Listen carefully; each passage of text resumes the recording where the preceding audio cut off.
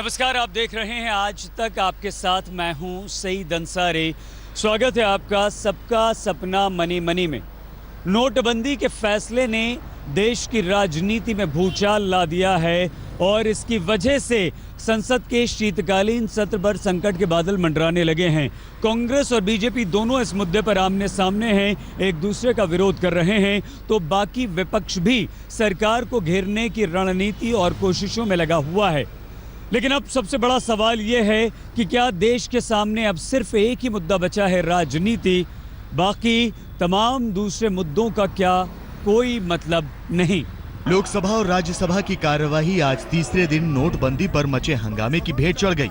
दोनों पक्ष तरकश से निकले तीर को वापस रखने को तैयार नहीं है। नतीजा हंगामा और आरोप। कांग्रेस का आरोप है कि नोटबंदी पर देश में हाहाकार मचा है और प्रधानमंत्री को संसद में आकर जवाब देना चाहिए। लेकिन बीजेपी ने भी तय कर लिया है कि कांग्रेस की मांग के आगे घुटने नहीं टेकेगी।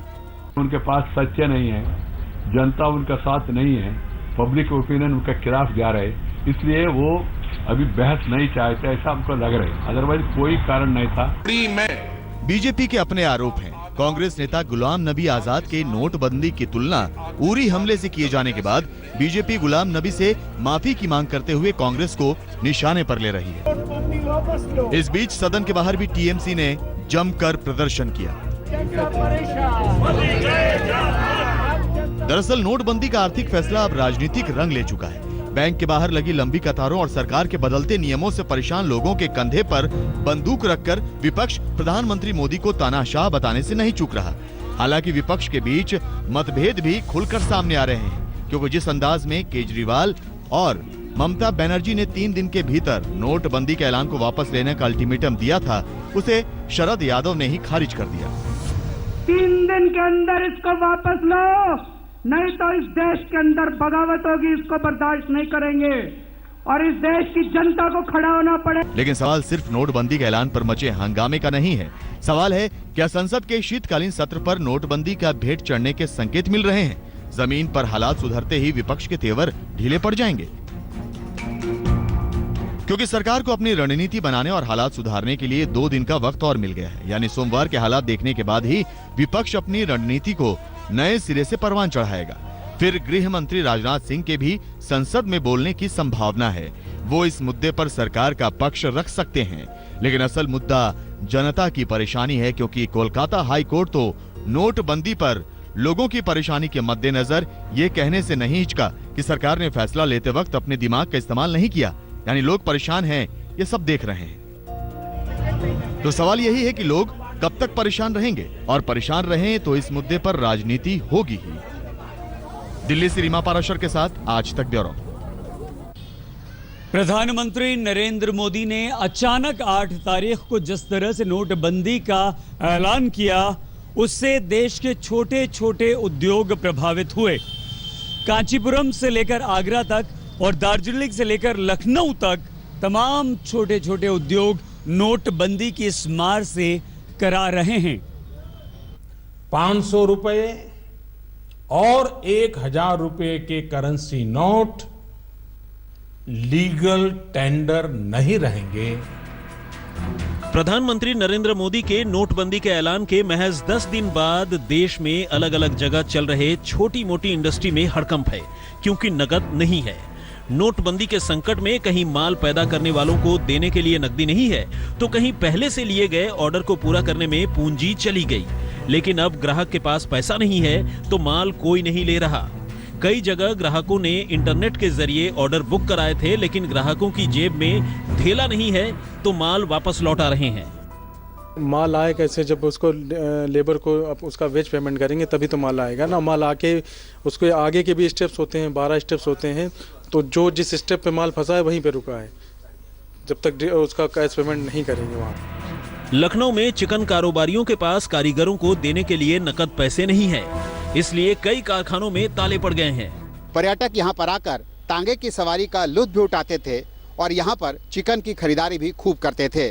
लेकिन नोटबंदी के बाद आलम यह है कि तांगे चलाने वाले भी खाली बैठे ग्राहकों का इंतजार कर रहे हैं और लखनऊ की मशहूर कारीगरी का सामान बेचने वाले चिकन के दुकानदार भी बेसब्री से ग्राहकों का इंतजार कर रहे हैं।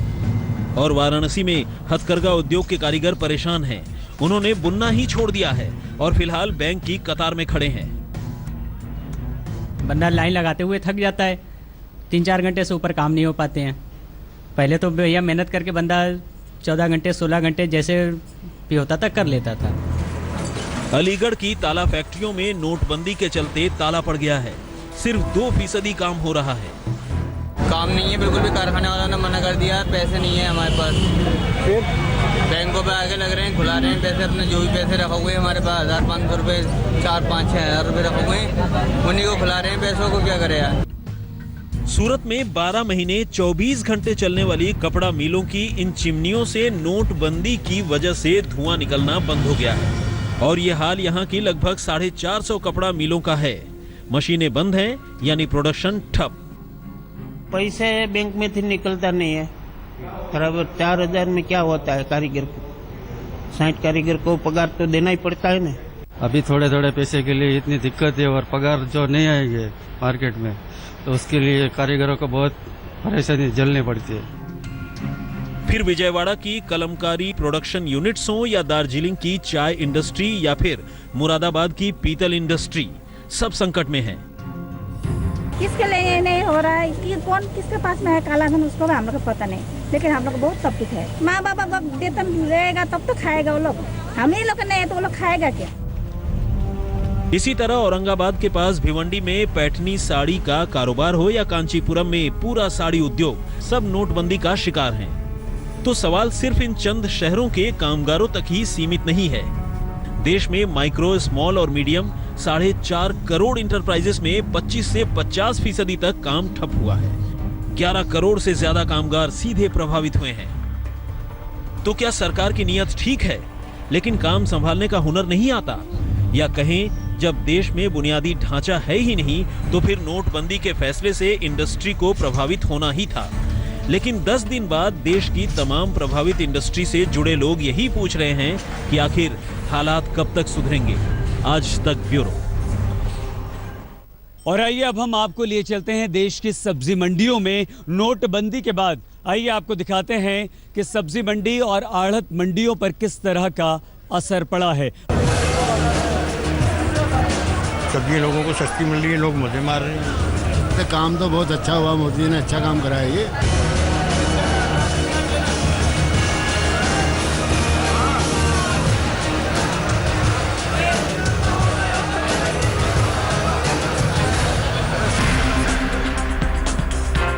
ये नजारा दिल्ली के पहाड़गंज सब्जी मंडी का है। सब्जी बेचने वाले ग्राहकों की बाट जोह रहे हैं और ग्राहक कम से कम मंडी से दूर है। वो या तो बैंक की कतार में है या हथेली पर बची रकम को बचाने की जुगत में। लेकिन ग्राहकों की बेरुखी ने सब्जी विक्रेताओं को परेशान कर रखा है।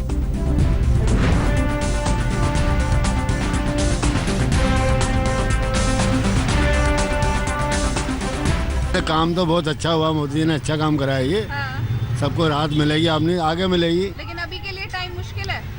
अब एकदम जेब से नोट निकल जाएगा तो मुश्किल तो होगी। अब 500 का नोट चल नहीं रहा।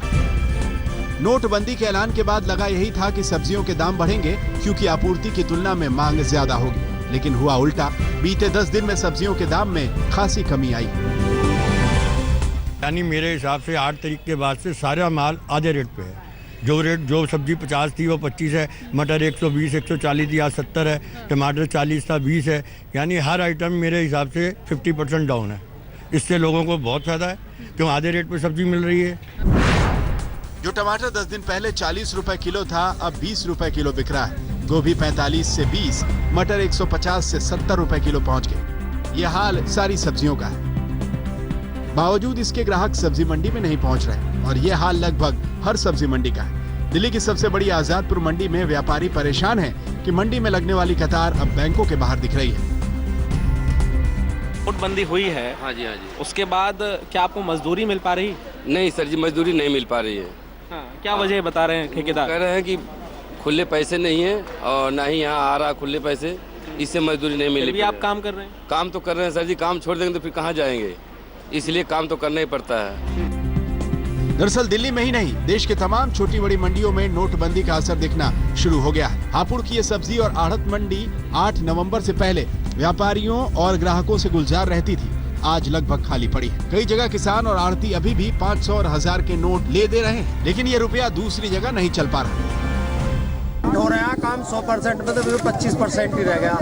जो बैंगन 20 रुपए किलो बिक रहा था वो 10 ही रह गया है बिकते बिकते, और ये भी बिकता नहीं है, पड़ा रह जाता माल, बहुत घाटा होता है। ऐसे किसान हमारे पास बहुत आ रहे हैं जो हमारे पास पैसे छोड़ के जा रहे हैं, माल भी बेच के जा रहे हैं और पैसे भी कह रहे हैं कि हमें 1-2 महीने में दे दें। करौली की कृषि उपज मंडी में भी काम ठप है।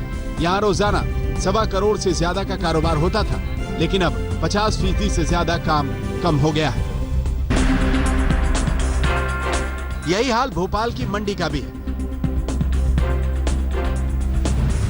देने के लिए 4-5 हजार रुपये जो मिलता है तो लोग लाइनों में लगे हुए हैं। मंडी में भी धंधा थोड़ा कम हो गया है। दरअसल नाम कोई हो, हालात एक ही। किसान बिना नकद भुगतान के माल बेचने को तैयार नहीं। वो चेक भी लेना नहीं चाहता और व्यापारियों के पास किसान को नकद पैसा देने के लिए है ही नहीं। नोटबंदी के बाद बाजार में नए नोटों की किल्लत से यहाँ कृषि मंडी में कारोबार प्रभावित हो रहा है। वहीं व्यापारियों, किसानों और मंडी में काम करने वाले पल्लेदारों को भी आर्थिक संकट झेलना पड़ रहा है। आज तक ब्यूरो। प्रधानमंत्री नरेंद्र मोदी जब सत्ता में आए तो उसके बाद हर मौके पर उन्होंने कहा कि ये गरीबों और किसानों की सरकार है, लेकिन नोटबंदी के इस फैसले के बाद किसान भी परेशान हैं, उन्हें तकलीफ हो रही है। हालांकि सरकार ने किसानों को राहत देने के लिए कई सारी रियायतों की घोषणा की है, जिसका कुछ असर दिखाई नहीं दे रहा।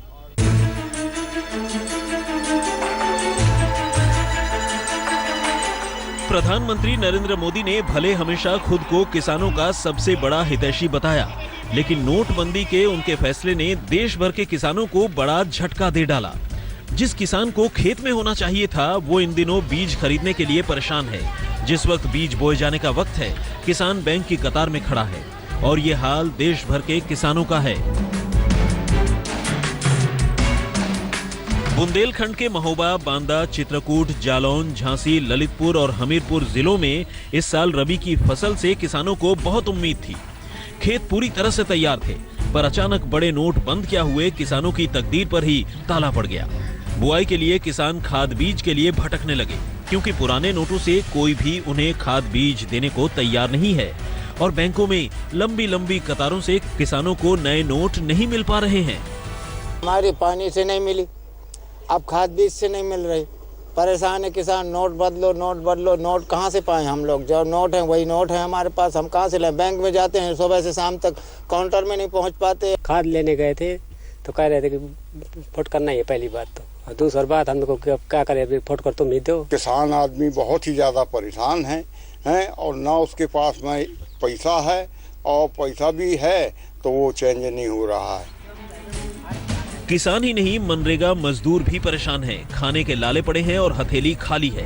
पहले तो छोटे किसानों और मजदूरों के पास कोई खास बचत नहीं थी, और जो थी वो अब किसी काम की नहीं, क्योंकि नोट बदले नहीं जा पा रहे और कई गांवों में तो बैंक तक नहीं है। हमारे गांव की लेबर का द्वितीय पखवाड़े का पेमेंट जो कि जून में चला था, उसका नहीं किया गया, जिससे हमारे गांव की लेबर बहुत ही परेशान है और पैसों के लिए तरस रही है। आज बैंकों द्वारा 2000 का नोट दिया गया, उसके बावजूद भी भीड़ कम नहीं हुई है, और 500 का नोट ATM से निकल नहीं रहा अभी तक। बैंकों में लंबी कतार आज भी लगी हुई है, स्याही लगा नहीं रहे हैं बैंक कर्मचारी, जिससे फर्जी ID लेकर लोग दोबारा 2000 का नोट निकाल के लाते हैं। इस बीच आणंद जिले के तारापुर में बैंक में पुराने नोट को बदलवाने खड़े किसान बरकत की दिल का दौरा पड़ने से 2 दिन पहले हुई मौत से परिवार वाले नाराज हैं। दरअसल किसानों के लिए सिर्फ नोटबंदी मामला नहीं है। देश के 93% ग्रामीण क्षेत्र में बैंक है ही नहीं, यानी किसान जाए तो कहां जाए। जैसे जैसलमेर, बाड़मेर के दूर दराज के क्षेत्रों में आज भी सैकड़ों ऐसी ढाणियां हैं जहां न तो पोस्ट ऑफिस है और न ही कोई बैंक। अखबार आता नहीं, बस जाती नहीं। ऐसे में नोटबंदी की खबर से किसान और पशुपालक परेशान हैं। परेशान है हम लोग, चल नहीं रहा है नोट 500 का और 1000 का, और जहाँ काम करते हैं लोग वही देते हैं 500 1000 का नोट, वो चल नहीं रहा है। दरअसल सरकार को भी बखूबी मालूम है कि किसानों का नाराज होना उसके हित में नहीं, तो किसानों को राहत देने की भी कोशिश की गई है। सरकार ने किसानों को हर हफ्ते 50,000 रुपए निकालने की इजाजत दे दी है। फसल बीमा प्रीमियम जमा करने के लिए भी निर्धारित समय सीमा 15 दिन बढ़ा दी गई है।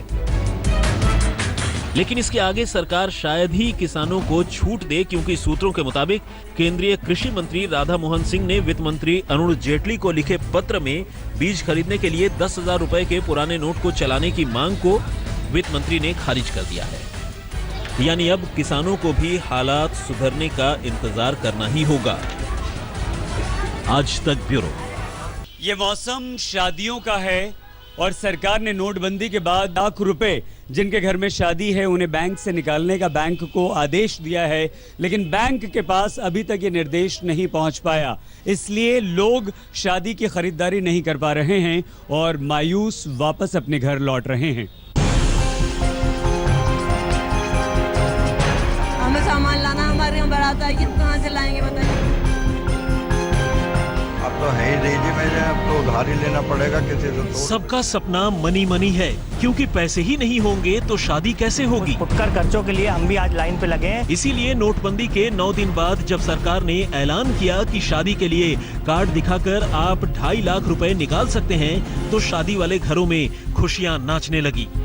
Marriage for wedding ceremonies which are going on up to 2.5 lakh rupees will be permitted to be drawn from the bank account. Now naturally again these accounts will have to be KYC compliant account. लेकिन फेरे वाली खुशियां 24 घंटे के भीतर ही नोटबंदी के फेर में फंस गई। पैसे और शादी वाले घर के बीच लाल फीताशाही की दीवार खड़ी हो गई। यकीन नहीं होता तो इन लोगों से मिल लीजिए। दिल्ली के रमेश चंद्र भी गुरुवार को बहुत खुश हुए थे कि 2.5 लाख मिलने से बेटी की शादी आसानी से हो जाएगी। इसीलिए कनॉट प्लेस में ICICI बैंक की शाखा में 2.5 लाख रुपए निकालने के लिए पहुंचे, लेकिन बैंक ने बैरंग लौटा दिया। अभी ऊपर से ऑर्डर नहीं आया है। बोला है कि अभी RBI से गाइडलाइन नहीं आई है और अभी नहीं निकल सके। तो कितने पैसे आप निकालने के लिए यहाँ से? जो भी पैसे सैंक्शन मतलब जो भी अनाउंस किया है 2.5 लाख रुपए, हाँ वो मना कर दिया मैंने। रमेश चंद्रा की तरह ही दिल्ली के रणवीर सिंह चौहान भी अपनी बेटी की शादी के लिए स्टेट बैंक के इस ब्रांच में पहुंचे। सरकार के ऐलान से जोड़ घटाव कर लिया था कि कैसे 2.5 लाख में काम चला लेंगे, लेकिन बैंक से उन्हें अपना चेक और शादी का कार्ड लेकर ही लौटना पड़ा। बैंक ने मैरिज हॉल की रसीद और DCP का ठप्पा मांगा है। नहीं निकला, वो कह रहे हैं DCP से लिखवा के लाओ पुलिस स्टेशन में और ग्राउंड की पर्ची लगाओ, इसमें कहाँ आपने बुक करा है। ये आपकी लोकल कार्ड भी हो सकता है। अच्छा, तो आपने कहा नहीं कि जैसे नंबर नीचे लिखे हुए हैं, इन नंबर्स पर भी चेक किया जाता है जो फोन नंबर लिखे हुए हैं? हाँ, उन्होंने ऐसी कोई बात नहीं करी, कह रहे हमारे पास टाइम नहीं है, हमसे ज्यादा बात मत करो। अच्छा, नंबर चेक कर। ऑर्डर आएंगे ना, ऑर्डर आएंगे जब बताएंगे आपको। मतलब अभी क्या कह रहे हैं, ऑर्डर नहीं आया? ऑर्डर नहीं आया अभी, हमारे पास मैसेज नहीं आया, ऐसे कह रहे हैं। जब दिल्ली में यह हाल है तो देश के दूसरे इलाकों के बारे में आप सोच सकते हैं। संकट की घड़ी में बैंक की बाबूगिरी का शिकार बिहार के रक्सौल के इस पिता को भी होना पड़ा। 24 नवंबर को इनकी बेटी की शादी है। बैंक में गए थे पैसे लेने, लेकिन बैंक ने बताया सरकार ने अब तक ऑर्डर नहीं दिया है। बस न्यूज में ही सुने हैं। वित्त मंत्री के घोषणा बाटे 2.5 लाख रुपया शादी में देवला, लेकिन बैंक में अभी सर्कुलर नहीं किया है, इसके चलते हम 10,000 रुपये लेते हैं। अभी तक इन्फॉर्मेशन मिला है न्यूज़ के थ्रू कि शादी ब्याह में लोगों को जो है अगर कोई कार्ड लेकर के आता है उसको प्रॉपर वेरीफाई करके, और जो रिलेटिव है माँ है या पिता है, उन लोग जो कार्ड लेकर के आते हैं तो आवेदन देते हैं, आवेदन के अनुसार से उसको देख करके हम लोग को वेरीफाई करके कि शादी का सारी का खर्च निकाला जा रहा है वो जेन्युइन है कि नहीं, वो शादी के पर्पज से जा रहा है कि नहीं, उस चीज़ को लेकर के जो है अभी तक जो हम लोग को न्यूज़ पे इन्फॉर्मेशन मिला है, न्यूज़ के हिसाब से उसमें 2.5 लाख रुपये तक करना है अकाउंट होल्डर को, ठीक है। और हम लोग वेट कर रहे हैं कि उसका कोई सर्कुलर है, कोई कम्युनिकेशन हम लोग को अभी आया नहीं है। अमृतसर के अंध विद्यालय के हेडमास्टर मंजीत सिंह की खुशियों ने भी बैंक के काउंटर पर ही दम तोड़ दिया। बुढ़ापे में बेटी की शादी के लिए 2.5 लाख निकालने में पसीने छूट गए, फिर भी पैसा नहीं मिला। बैंक ने टका सा जवाब दे दिया कि 2.5 लाख की खबर सुनी है, सरकार का सर्कुलर अभी तक नहीं देखा। आज मेरे पास मौका आया है कि मैं अपनी बेटी की शादी करूं, तो उसके लिए भी मुझे बड़ा मुश्किल हो रही है। जो गवर्नमेंट ऐलान कर रही है उसके मुताबिक अगर बैंक वालों को जाकर के कहते हैं तो वो ये कहते हैं कि भाई आप ये वो अपने डॉक्यूमेंट्स लाओ, वो लाओ, उनका आधार कार्ड, उनका ये अपने वोटर आई कार्ड जो सारा है या पैन कार्ड है वो भी दिखा दिया, उसके सब कुछ दे दिया, तो फिर भी वो कहते हैं कि भाई सर्कुलर नहीं है हमारे पास। तो क्या सरकार सिर्फ गाल बजा रही है? गुरुवार को ही आर्थिक मामलों के सचिव ने जब बता दिया था कि शादी के लिए 2.5 लाख मिलेंगे, तो सवाल है कि 24 घंटे के भीतर सरकार का आदेश आरबीआई तक पहुंचा क्यों नहीं, और फिर आरबीआई का सर्कुलर बैंकों तक क्यों नहीं गया? अगर शादी के लिए स्थानीय डीसीपी का सर्टिफिकेट चाहिए तो ये जानकारी भी पहले से क्यों नहीं दी गई? अगर शादी की जगह बतानी जरूरी है तो भी ये पहले से क्यों नहीं बताया गया? इन सवालों का जवाब अब तक नहीं मिला। मिली है तो लोगों की परेशानी और मायूसी। हालांकि इस बीच दिल्ली का एक दूल्हा जरूर किस्मत वाला निकला, जिसे बैंक से 2.5 लाख रुपए मिल गए, लेकिन यहाँ भी बैंक तक एक हाईटेक सरकार का सर्कुलर पहुँचा ही नहीं। कम से कम 75% मैम प्रॉब्लम हल हुई है इसकी वजह से, क्योंकि हम पिछले वीक जब ये न्यूज़ हमें पता चली तो हम परेशान हो गए थे सारे घर वाले, मेरे जितने भी रिलेटिव्स हैं, क्योंकि हमें 2020 अलाउड किया गया था, इस वीक 24 हुआ, और बाद में हमें ये भी पता चला कि पर वीक 24 निकाल सकते हैं, तो 7 डेज का इंतजार करना पड़ा। जब हो गया ये पूरा प्रोसेस के लिए आपकी कितना टाइम लगा, कितना जरूरी था कि हाथ में कैश हो आपके पास? बहुत जरूरी था ये कि कैश हाथ में, क्योंकि जितने भी हम पेमेंट्स करते हैं शादी में ऑलमोस्ट 50% से ज्यादा पेमेंट हमें कैश में करनी पड़ती है। तो हमें मॉर्निंग से पता था कि 2.5 लाख जो है हमें इनको देना है, जिनकी यहाँ शादियां हैं पर फैमिली 2.5 लाख परमिटेड है, बट हमारे पास ऑफिशियली जो सर्कुलर था और वो ऑफिशियल डिटेल्स नहीं आई थी। जैसे ये मेरे पास आए तो ये हमारे एग्जिस्टिंग कस्टमर हैं, हमारे ब्रांच के कस्टमर हैं, इनका हमारे पास अकाउंट है, तो इमीडिएटली मैं अपने जनरल मैनेजर से बात की और पूरा प्रोसेस अंडरस्टैंड किया, क्योंकि अभी वो आरबीआई से मीटिंग अटेंड करके आए थे। ब्रीफली अगर बोल दे प्रोसेस आपने अंडरस्टैंड किया, क्या कर रहे हैं आप प्रोसेस में? बेसिकली तो ये है कि हम इनका जो है इनका कार्ड देख रहे हैं, इनके जो काउंटर पार्ट है उनका कार्ड, जो मैरिज कार्ड, वो हमने देखा है, इनसे हमने अंडरटेकिंग ली है और इनके अकाउंट में पैसा मैंने एक्चुअली वेरीफाई किया है कि इनके यहाँ पहले ही पैसा था, इंटेंशनली ऐसा नहीं है कि इसके लिए उन्होंने 2-3 दिन पहले पैसा जमा कराया हो। अब सवाल है कि सरकारी आदेश बैंक के दरवाजे पर कब तक पहुंचेंगे और कब तक लोग सरकार की जुबान पर यकीन करके झांसे में जिएंगे। रक्सौल से गणेश शंकर के साथ परवीना पुरकायस्त, कपिल शर्मा और मणिदीप शर्मा, दिल्ली आज तक। सब कुछ रुक सकता है लेकिन किसी मरीज का इलाज नहीं। सरकार के मोदी के नोटबंदी के फैसले का सबसे ज्यादा असर अस्पताल के मरीजों पर पड़ा है। हालांकि सरकार ने यह कहा है कि 500 और 1000 के नोट सभी प्राइवेट और सरकारी अस्पतालों में ले लिए जाएंगे। ऐसा है क्या सर? यहाँ पर लिए जा रहे हैं? यहाँ पर लिए जा रहे हैं जी। तो इस अस्पताल में हम हैं, यहाँ नोट लिए जा रहे हैं, लेकिन बहुत सारे केमिस्ट ऐसे भी हैं जो 500 और 1000 के नोट नहीं ले रहे हैं।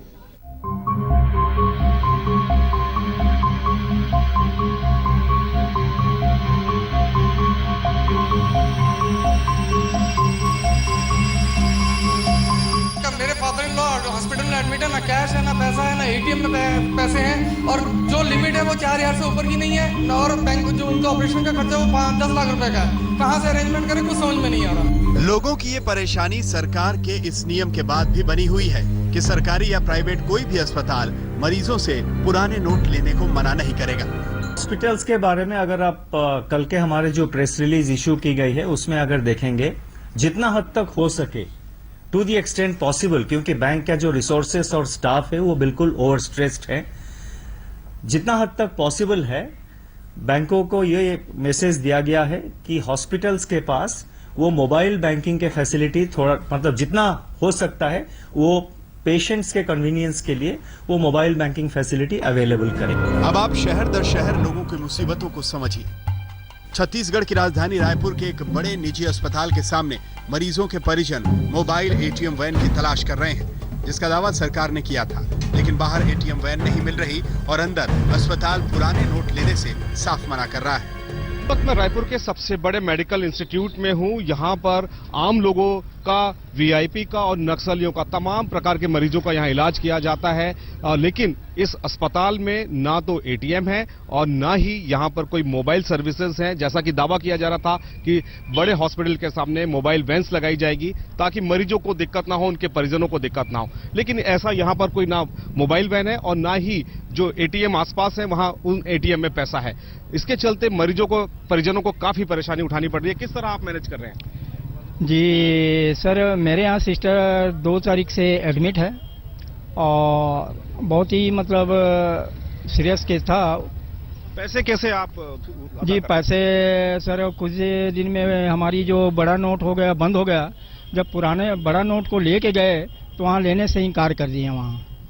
तो अब किस तरह हॉस्पिटल में आप जो है ये खर्च जो है वो जमा कर रहे हैं? जी सर, वो इधर उधर से कहीं से भी अपना मैनेजमेंट करके थोड़ा बहुत तो अपन कर ही रहे हैं सर। जबकि यहाँ बड़ी नोट ले रहे नहीं है और मीडिया में और पेपर से खबर मिल रही है कि प्राइवेट अस्पताल वाले भी लेंगे पैसा बड़ी नोट, लेकिन यहाँ लेने से इनकार किया जा रहा है। 1.5 लाख के पर खर्च हो गया था, अभी भी 40,000 के ऊपर बिल बन चुका है। बड़ी नोट ले नहीं रहे हैं। अब आपको हम झारखंड की राजधानी रांची ले चलते हैं, जहां अस्पताल वालों ने खुल्लम खुल्ला लिख दिया है कि यहां 1000 और 500 के पुराने नोट नहीं लिए जाएंगे। अरे 500 के नोट दे रहा है, मरीज मरेगा नहीं जी, जो है मेरे पास वही ना देंगे। अब चेंज हम कहाँ से ला के दें? क्या बोल रहे हैं? वो बोल रहा है नहीं है मेरे पास, नहीं देंगे।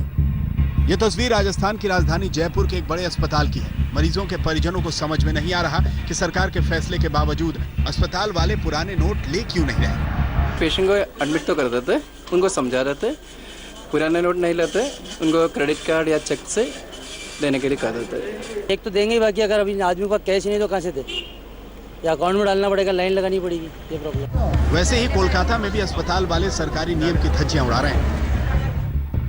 हालांकि भोपाल में जब हमारे संवाददाता ने एक अस्पताल की तरफ रुख किया तो वहां पुराने नोट लिए जा रहे थे। लेकिन सवाल है कि कब तक अस्पताल लोगों की मुश्किलों को समझेंगे और मरीजों का ठीक से इलाज होगा। कोलकाता में इंद्रजीत कुंडू, रांची में धर्मवीर सिन्हा, रायपुर में सुनील नामदेव के साथ शरद कुमार, जयपुर, आज तक। नोटबंदी से आम आदमी परेशान है, लंबी लंबी लाइनें हैं। लाइनें हालांकि कम हो रही हैं और उम्मीद ये की जा रही है कि जल्द ही अच्छे दिन आएंगे। लेकिन नोटबंदी से आतंकवादियों और नक्सलियों पर जबरदस्त मार पड़ी है। जिस घाटी में आतंक के पत्थर उछाले जाते थे, आज वहां स्कूल खुल रहे हैं। सरकार का दावा है कि नोटबंदी का असर ऐसा दिखा कि घाटी में आतंक की फंडिंग बंद हो गई।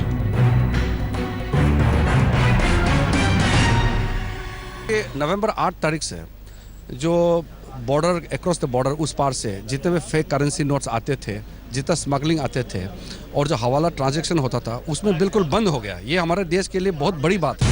कश्मीर में टेरर फंडिंग के लिए पाकिस्तान नकली भारतीय करेंसी का इस्तेमाल करता रहा है। सरकारी आंकड़ों के मुताबिक साल 2014 में कश्मीर में गिरफ्तार किए गए पाकिस्तानी आतंकियों के पास से 2,75,500 रुपए के नकली नोट बरामद किए गए। साल 2015 में यह आंकड़ा 1,81,500 रुपए के नकली नोटों का था। इस साल अब तक कश्मीर में पकड़े गए आतंकवादियों के पास से 3,66,000 रुपए के नकली नोट जब्त किए जा चुके हैं। कि अनुमान है कि 8 लाख से 14 लाख करोड़ का FICN fake Indian currency notes Pakistan के द्वारा सर्कुलेशन में डाला गया है। 2,500 करोड़ हाल फिलहाल में ही पाकिस्तान में प्रिंट करके तैयार था। नोटबंदी का फैसला सुनाते वक्त ही सरकार ने साफ किया था कि इससे काले धन पर ही नहीं, नकली नोट पर भी नकेल कसेगी। साफ था कि इसका खामियाजा नक्सलियों को भी भुगतना पड़ता। अब खबर आ रही है कि नक्सली स्थानीय लोगों से नए नोट की मांग कर रहे हैं और पुराने नोट को वो भी सफेद करने की कोशिश में जुटे हैं।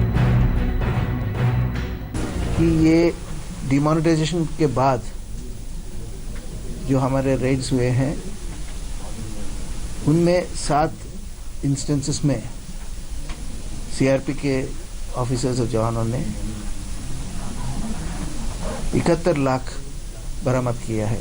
नक्सली भी अपने पैसों को जो है कन्वर्ट करना चाहते हैं। साफ है कि आतंकियों नक्सलियों के लिए बुरे दिन उनके सिर पर सवार हैं। दिल्ली में जितेंद्र बहादुर सिंह के साथ आज तक ब्यूरो। सबका सपना मनी मनी, लेकिन इस मनी को ATM से आपकी जेब में पहुंचने के लिए इस लंबी लाइन में लगना पड़ रहा है। उम्मीद है ये स्थिति जल्द ही बदलेगी और आसानी से पैसा मिलना शुरू हो जाएगा। इस पेशकश में फिलहाल इतना ही। आप बने रहिए हमारे साथ और देखते रहिए आज तक।